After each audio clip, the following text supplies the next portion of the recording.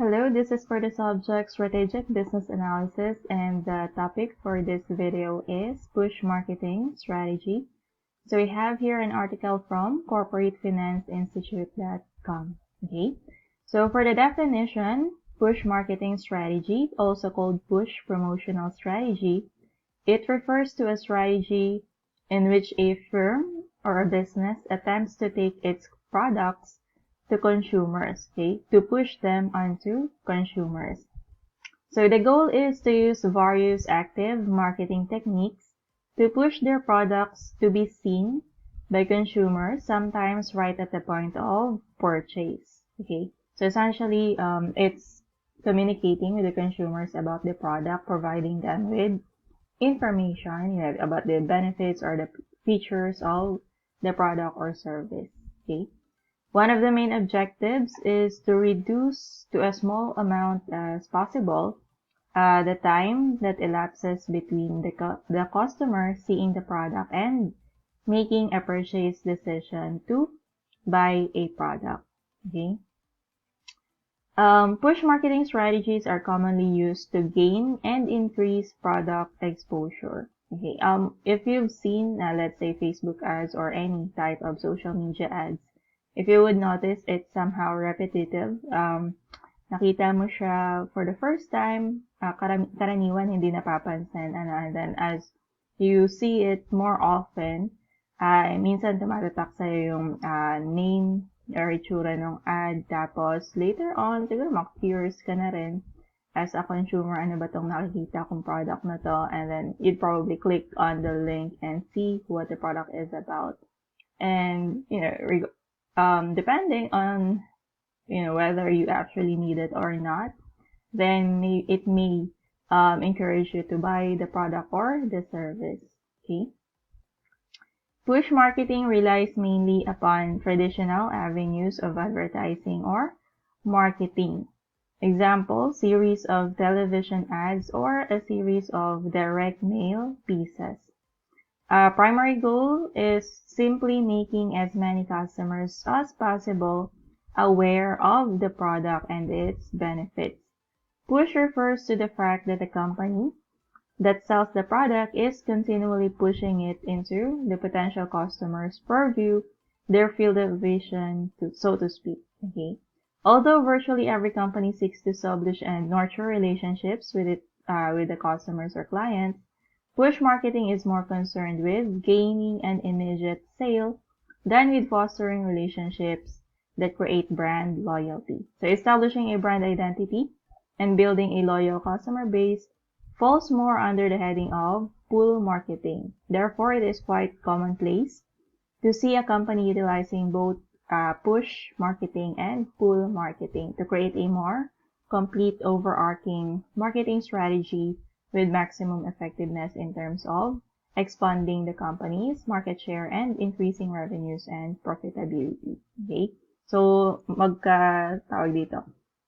normally magkasabay na ginagamit ng companies itong pull marketing saka yung itong push marketing. Okay? They, in a way, complement each other kasi magkaiba naman sila ng ginagawa. Okay?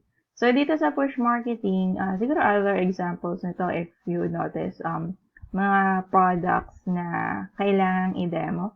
Merong specific groups of people na, for example, ang product natin ay electronic gadgets or electronic devices. That there will be people who are hindi pang nai-intimidate sa paggamit. Hindi sila naiinganyo na bumili kasi nai-intimidate sila na baka hindi nila alam kung paano gagamitin. So some companies would, hire either, I think, sales representatives or something to demonstrate how the product is being used. Normally, doon na mismo sa mga stores kung saan available yung mga products. Okay? And, normally, that would be for the electronic devices. Binibigyan ng chance yung customers to actually, use the product, makita yung mga features niya, and whether, it would be a fit for the customer. And in that sense, meron ding konting direct interaction, of course, with the customer representative, and doon, nakikita na agad yung feedback ng customers din.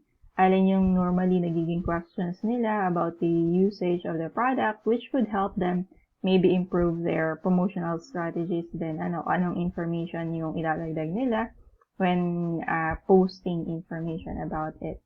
Okay? Ayan. Examples of using push marketing strategy. Takes the products to consumers. Again, consumers are introduced to or reminded of the product through any of several available push marketing methods. So, direct selling to customers. Example, car salesman who meets customers in the company's auto showrooms. Okay, so yung mga, di ba, yung pumupunta sa, tawag dito, car dealerships. So, they have showrooms ng mga iba't ibang types of cars or vehicles that they have available. Tapos, ayun, pwedeng i-check ng customers, ano yung, di ba, yung hitsura, ano yung number of seats, or yung type of engine, o mga tipong ganyan, right? And then you have your point of sale displays. Mapapansin mo, di ba, sa cashier, especially sa mga convenience stores, kapag pumunta ka sa cashier, and then may mga nakadisplay pang sangkaterba na mga products. Tapos sometimes kapag may binili ka na something, yung cashier would recommend or would ask you if you'd like to buy something else na somehow related or complementary dun sa products na binili mo. Especially mga merienda, pagkain, ganyan. Pag bumili ka ng donut, tatanungin ka kung gusto mo ng drink. Or kapag bumili ka ng drinks, tatanungin ka kung gusto mo bumili ng probably hot dogs or siopaw or kung ano man na makakain. Okay? Next, you have your trade show promotion. Siguro normally mga business conferences, ganyan, na dinudumog ng mga tao. I think book conferences, ayan. Book sales, book convention. Andyan yung mga sellers of books and different print materials. Tapos, normally mga customers, pag umaattend ng ganun, syempre, with the goal din of buying products from the businesses that are there in the trade show, okay? And then packaging designs to encourage a purchase, okay? Yung iba, let's say companies with different types of products, sometimes they do cross advertising, yung packaging ng one product nila, they would somehow introduce a different product, or yung mga products na complementary, let's say, di ba yung mga canned goods, minsan merong mga recipes on the side, tapos dun sa recipes, ang ginagamit is yung products din ng same brand, okay? So, yan. Illustration of a push marketing strategy. So, ito yung producer, or are we? So, ipo-push papunta sa retailer, tapos yung retailer papunta kay consumers, and then, pagdating dito kay customers, they would decide whether they want the product or not, and then they would come to the retailer to, get the product. And if it's not available on hand from the retailer, edi pupunta siya kay producer to get the product. Okay? So you have your marketing activities that should create a demand for the product that will eventually lead to a sale. Okay, and yung sale, syempre yung pinaka-importante sa business kasi yun yung pinagagalingan ng pera, ng funds nila. Okay, revenues, and it also would support the profitability ng business. With reference to the illustration above, product company may try to convince a retailer to stock its product. Once the retailer stocks the product, the manufacturer or wholesaler may further push the product at consumers with an eye-catching and informative point-of-sale display. Explore further topics on, point-of-sale display, if you notice din pala, sa mga cashiers, let's say sa SM, makikita mo sa likuran ng mga cashiers, or at the back of the counter, may mga little advertisements din doon ng other products and services. Okay? And of course, kasama rin naman dito yung mga radio ads, TV ads, social media ads na madalas ay nakikita ng mga tao. Okay? Practical example of a push marketing strategy. Colin recently launched a new product, Fanner 3000. After spending months in the hot weather of Hong Kong, Colin developed an innovative fan product that emits no sound, is priced competitively, is energy efficient, and is able to cool the room to the desired temperature.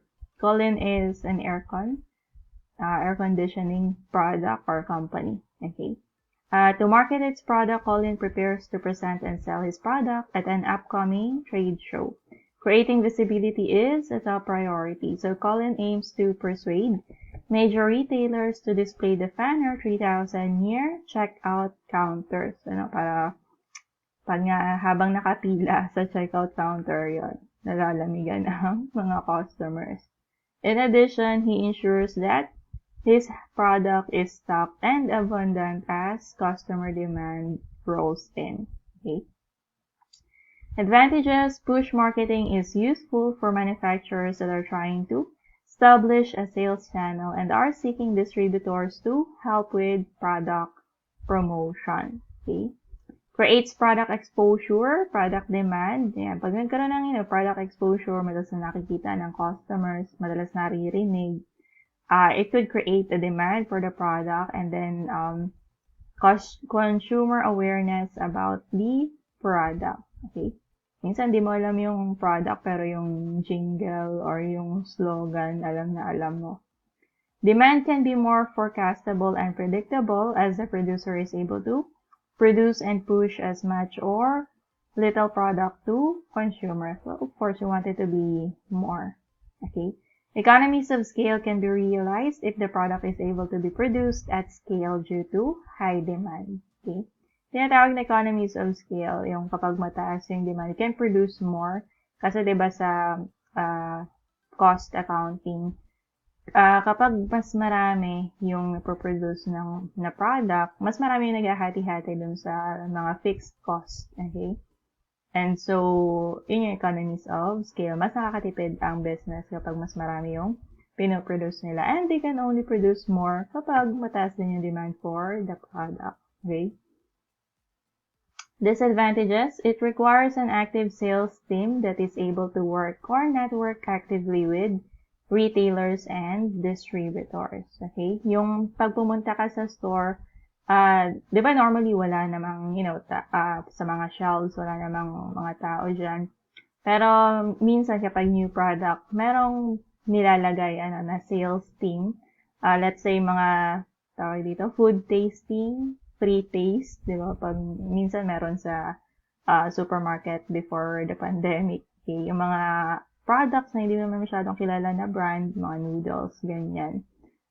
They would have some sort of stall there in the corner, tapos namimigay sa mga dumadaan na consumers. Pero syempre, ando na rin sa tabi nila merong, stante or shelves ng mga products nila. Okay?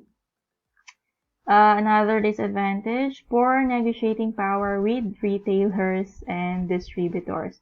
The producers are the ones asking retailers to stock their products, and the product may be a new one and therefore not yet established as a profitable item for retailers to stock.